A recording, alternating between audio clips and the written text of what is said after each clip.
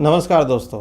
अगर आप share market में इन्वेस्टमेंट शुरू करना चाहते हैं तो सबसे पहले आपको डीमैट अकाउंट के बारे में समझना बहुत ज़रूरी है। लेकिन क्या आपने कभी सोचा है डीमैट अकाउंट की ज़रूरत क्यों पड़ी? भारत में डीमैट अकाउंट कब आया? पहले लोग शेयर कैसे खरीदते थे? CDSL, NSDL क्या होता है? और डीमैट अकाउंट, ट्रेडिंग अकाउंट और बैंक अकाउंट तीनों में क्या अंतर है?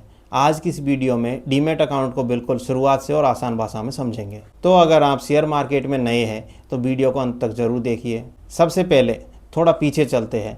आज के समय में मोबाइल में एक क्लिक करके हम शेयर खरीद लेते हैं और होल्डिंग्स को तुरंत देख लेते हैं, लेकिन हमेशा ऐसा नहीं था। पहले के समय में शेयर फिजिकल यानी कागज़ के सर्टिफिकेट के रूप में रखे जाते थे। जब कोई इन्वेस्टर शेयर खरीदता था तो उसे फिजिकल शेयर सर्टिफिकेट मिल सकता था। अब सोचिए, अगर किसी व्यक्ति के पास बहुत सारे कंपनियों के शेयर्स है तो उसे कितने सारे पेपर सर्टिफिकेट संभाल कर रखने पड़ते होंगे। इसके अलावा शेयर्स को ट्रांसफ़र करने में पेपर वर्क होता था और प्रोसेस में बहुत समय लगता था। और इसके अलावा सर्टिफिकेट के खोने, ख़राब होने और गलत हैंडलिंग जैसी समस्याएं भी हो सकती थी। इन्हीं समस्याओं को कम करने के लिए सिक्योरिटीज़ को इलेक्ट्रॉनिक फॉर्म में रखने की दिशा में भारत में डीमैट सिस्टम की शुरुआत 1996 में हुई। NSDL, national securities depository limited ने 1996 में भारत में इलेक्ट्रॉनिक सिक्योरिटी डिपॉजिटरी सिस्टम की शुरुआत की। बाद में CDSL, central depository service India limited की भारत में प्रमुख डिपॉजिटरी के रूप में सामने आया। इसके बदलाव का सबसे बड़ा फ़ायदा शेयर्स को फिजिकल पेपर की जगह पर इलेक्ट्रॉनिक या डिजिटल फॉर्म में रखा जाने लगा। यानी धीरे धीरे भारत में शेयर बाजार पेपर वेस्ट सिस्टम से डिजिटल सिस्टम की तरफ बढ़ गया। अब समझते हैं डीमैट शब्द का मतलब क्या होता है। डीमैटीरियलाइज्ड अकाउंट। डीमैटीरियलाइज्ड अकाउंट का मतलब किसी फिजिकल चीज़ को इलेक्ट्रॉनिक फॉर्म में बदलना। इसलिए डीमैट अकाउंट में आपकी सिक्योरिटी डिजिटल फॉर्म में रखी जाती है। इसे सबसे आसान तरीके से समझने के लिए बैंक अकाउंट में आपका पैसा रखा जाता है और डीमैट अकाउंट में आपकी सिक्योरिटीज़ रखी जाती है। मान लीजिए आपने किसी कंपनी के 10 शेयर खरीदे। आपको कोई कागज़ या सर्टिफिकेट लेकर घर नहीं जाना। इसके बजाय आपके डीमैट अकाउंट में दिखाई देगा कि आपके पास इस कंपनी के 10 शेयर हैं। आज शेयर मार्केट में ट्रांजैक्शन इलेक्ट्रॉनिक तरीके से होते हैं। जब आप कोई शेयर खरीदते हैं तो ट्रांजैक्शन कंप्लीट होने के बाद खरीदे गए शेयर्स को आपके डीमैट अकाउंट में क्रेडिट हो जाते हैं और जब आप शेयर बेचते हैं तो आपके डीमैट अकाउंट से डेबिट हो जाते हैं। इसलिए अगर आप शेयर को खरीद कर अपने पास रखना चाहते हैं तो डीमैट अकाउंट बहुत महत्वपूर्ण है। अब बात करते हैं ट्रेडिंग अकाउंट और डीमैट अकाउंट में क्या अंतर है। अब एक बहुत ज़रूरी डिफरेंस समझिए। ट्रेडिंग अकाउंट और डीमैट अकाउंट एक चीज़ नहीं है। ट्रेडिंग अकाउंट का इस्तेमाल मुख्य रूप से शेयर्स को खरीदने और बेचने के लिए किया जाता है, जबकि डीमैट अकाउंट का इस्तेमाल खरीदी गई सिक्योरिटीज़ को होल्ड करने के लिए होता है। इसे एक एग्जाम्पल से समझिए। मान लीजिए आप दुकान पर जाते हैं। दुकान पर जाकर सामान खरीदने की प्रोसेस को आप ट्रेडिंग अकाउंट की तरह समझ सकते हैं और सामान खरीदने के बाद उसे घर में रखने की जगह को डीमैट अकाउंट की तरह समझ सकते हैं। इसलिए याद रखें, ट्रेडिंग अकाउंट बाई और सेल और डीमैट अकाउंट होल्ड। अब बात करेंगे बैंक अकाउंट।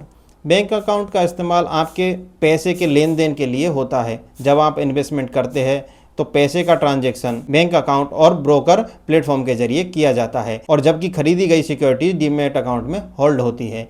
इसलिए आसान भाषा में समझते हैं, बैंक अकाउंट पैसा, ट्रेडिंग अकाउंट बाई सेल और डीमैट अकाउंट शेयर होल्ड। इसीलिए इन तीनों की भूमिका अलग अलग होती है। अब बात करेंगे CDSL और NSDL क्या होते हैं। भारत में दो प्रमुख डिपॉजिटरीज है। पहला CDSL, central depository service limited, और दूसरा NSDL, national security depository limited. अब डिपॉजिटरी को आसान भाषा में समझते हैं। डिपॉजिटरी वह व्यवस्था है जो सिक्योरिटी और इलेक्ट्रॉनिक फॉर्म में रखे गए रिकॉर्ड्स को मेंटेन करने से जुड़ी होती है। जब आप ब्रोकर्स के प्लेटफॉर्म से शेयर खरीदते हैं तो आपके शेयर्स इलेक्ट्रॉनिक फॉर्म में आपके डीमैट अकाउंट में होल्ड हो जाते हैं। इसके पीछे डिपॉजिटरी सिस्टम काम करता है। ब्रोकर आपको प्लेटफॉर्म देता है, ट्रेडिंग अकाउंट बाई सेल में मदद करता है, डीमैट अकाउंट सिक्योरिटी को होल्ड करता है और CDSL, NSDL डिपॉजिटरी सिस्टम के जरिए सिक्योरिटीज के इलेक्ट्रॉनिक रिकॉर्ड को मेंटेन करते हैं। अब बात करते हैं CDSL, NSDL। दोनों भारत की प्रमुख डिपॉजिटरी है। दोनों का मुख्य उद्देश्य सिक्योरिटी को इलेक्ट्रॉनिक फॉर्म में रखने और उन्हें रिकॉर्ड को मेंटेन करने से जुड़ा है। आपका डीमैट अकाउंट इसमें से किसी एक डिपॉजिटरी सिस्टम से जुड़ा हो सकता है। इसलिए अगर आपके अकाउंट में CDSL NSDL लिखा हुआ दिखाई देता है तो नॉर्मल है। अब बात करते हैं डीमैट अकाउंट में हम क्या क्या रख सकते हैं। डीमैट अकाउंट में सिर्फ शेयर्स ही नहीं रखे जाते, इसमें एलिजिबल सिक्योरिटी जैसे शेयर्स, ETFs, बॉन्ड्स और अन्य सिक्योरिटीज इलेक्ट्रॉनिक फॉर्म में रखी जा सकती है। सबसे बड़ा फायदा यह है कि आपको फिजिकल सर्टिफिकेट संभाल कर रखने की जरूरत नहीं है। अब बात करते हैं हम डीमैट अकाउंट कैसे खोल सकते हैं।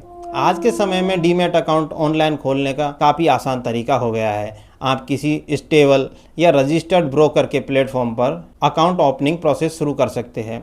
आमतौर पर आपको pan card, KYC detail, bank account detail, KYC detail, bank account detail और मोबाइल नंबर ये अन्य जरूरी जानकारी देनी पड़ सकती है। इसके बाद वेरिफिकेशन KYC प्रोसेस पूरा होता है और वेरिफिकेशन कंप्लीट होने के बाद आपका डीमैट अकाउंट और ट्रेडिंग अकाउंट एक्टिव हो सकता है। लेकिन ब्रोकर सेलेक्ट करते समय सिर्फ जीरो ब्रोकरेज देखकर डिसीजन न ले। ब्रोकरेज, AMC या अन्य चार्जेस, प्लेटफॉर्म कस्टमर सपोर्ट और रेगुलेटरी इंफॉर्मेशन जरूर चेक करें। डीमैट अकाउंट में अलग अलग चार्ज हो सकते हैं, जैसे account opening charge, annual maintenance charge यानी AMC, brokerage charge, transaction charge और अनएप्लीकेबल चार्ज। हर ब्रोकर की चार्जेस अलग अलग हो सकते हैं, इसलिए अकाउंट खोलने से पहले करंट चार्जेस और टर्म जरूर पढ़ें। अब बात करते हैं डीमैट अकाउंट को हम सुरक्षित कैसे रखें।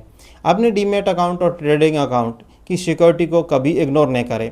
अपना OTP, पासवर्ड, पिन और कॉन्फिडेंशियल इंफॉर्मेशन किसी के साथ शेयर नहीं करें। अननोन लिंक पर क्लिक नहीं करें। अगर कोई सस्पेंशन ट्रांजैक्शन दिखाई देता है तो तुरंत अपने ब्रोकर ऑफिशियल सपोर्ट से कांटेक्ट करें। अगर आप शेयर मार्केट में बिल्कुल बेसिक से सीखना चाहते हैं तो हमारे चैनल को सब्सक्राइब कीजिए। अगर ये वीडियो आपको इन्फॉर्मेटिव लगी हो तो वीडियो को लाइक कीजिए, शेयर कीजिए और चैनल को सब्सक्राइब कीजिए और कमेंट बॉक्स में बताइए